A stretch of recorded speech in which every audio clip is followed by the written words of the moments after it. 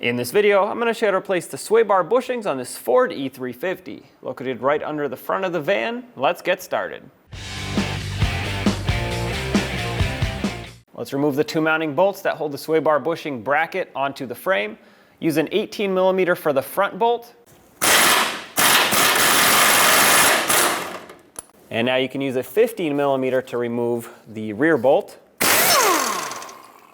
Now you can use a pry bar and pry the bracket down, just like that.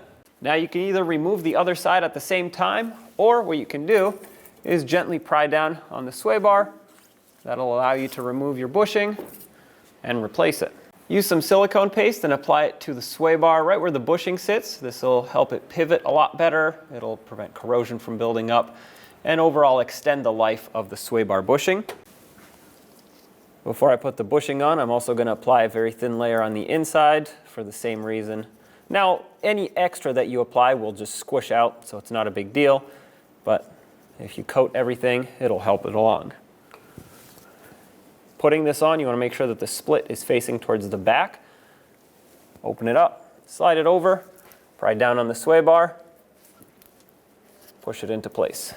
Personally, I like to add a little bit of silicone paste to the outside of the sway bar bushing, and this is mostly so that when I put the bracket on, it can slide on a whole lot easier, as opposed to me trying to fight it and hammer it on there.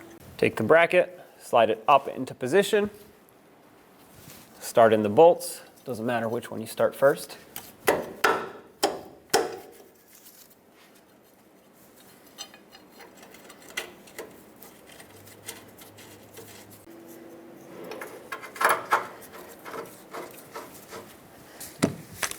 And snug them up.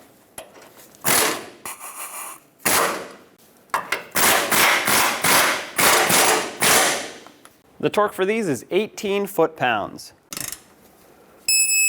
That's one.